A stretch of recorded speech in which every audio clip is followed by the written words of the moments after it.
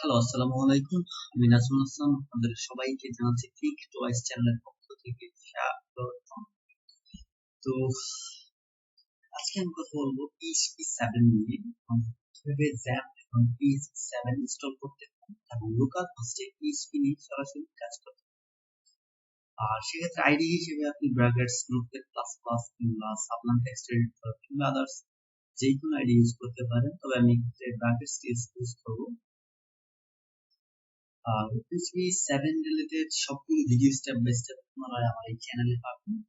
যারা PHP শিখতে আগ্রহী তারা সাবস্ক্রাইব করে আমার পাশে থাকুন এবং আমাকে উৎসাহিত করুন। তো চলুন বেশি কথা না বলে আমরা চলে যাই আমাদের মূল কাজে। প্রথমে আপনি PHP7 এর এই লিংকে যাবেন, যে লিংকটা আমি ডেসক্রিপশন বক্সে দিয়ে দিব। সেই লিংকে গিয়ে আপনি PHP এর আপডেট ভার্সনটা সেখান থেকে ডাউনলোড করে নেবেন। ডাউনলোড করার পর আপনি যাবেন কন্ট্রোল প্যানেলে।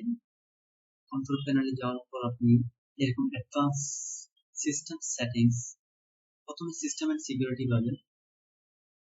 সেখান থেকে আপনি সিস্টেমে যাবেন। সিস্টেমে যাওয়ার পর অ্যাডভান্সড সিস্টেম সেটিংস,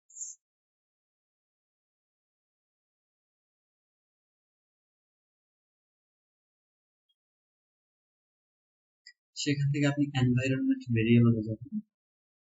তারপর নিচে স্ক্রল ডাউন করে এই যে পাথ লেখাটুকু আছে, সেই পাথ লেখাটুকুতে ক্লিক করবেন। করার পর এডিট, এখানে আসার পর আপনি মূল ফাইলে চলে যাবেন। দেখেন এখানে PHP7 ক্লিয়ারলি দেখিয়েছি।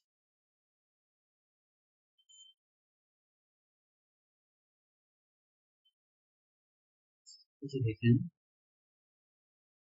আমি আমার সি ড্রাইভে যাচ্ছি, যেখানে আমি PHP7 ইনস্টল ডাউনলোড করে রেখেছি, সেটা সি ড্রাইভে আছে। এই যে PHP7, সেখানে যাবেন।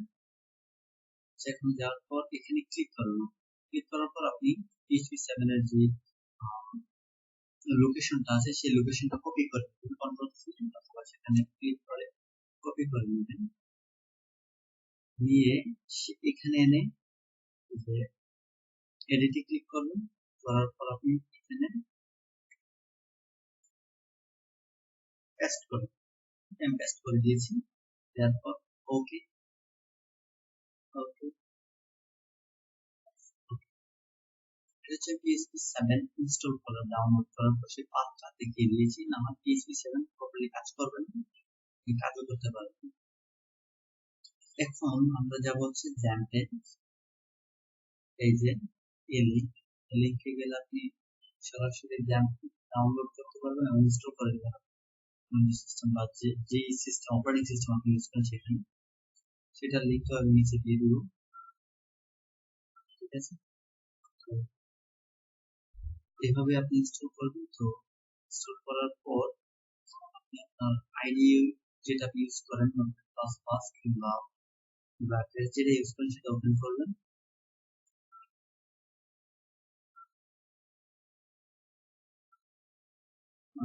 লিংক হচ্ছে কারণ কম্পিউটার স্লো।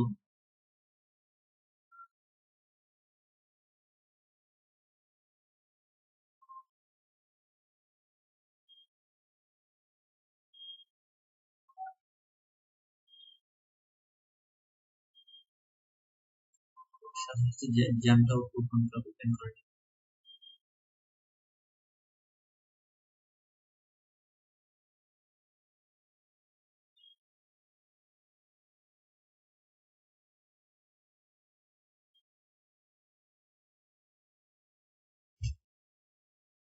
একটু সময় নিচ্ছে, কেউ বিরক্ত হবে না। স্লো,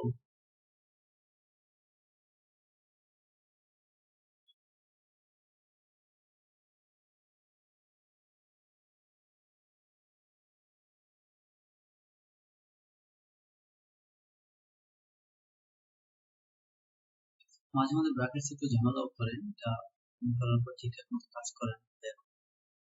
আপনাদের মতো কোড এডিটর ইউজ করবেন, সে যেটা কমফোর্ট ফিল করেন। তো আমি ব্র্যাকেটস কমফোর্ট ফিল করে এখানে ইউজ করি। যাই হোক, এই যে আমার জ্যাম ফাইল হয়েছে সেটা in Apache on MySQL দুইটা স্টার্ট করুন মিনিমাইজ করে দিলাম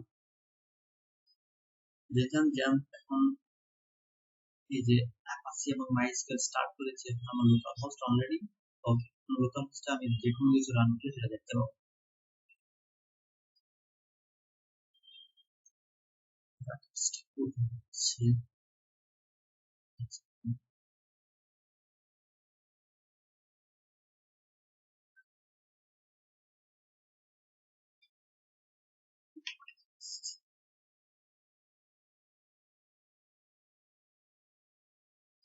আগের একটা কোড করা ছিল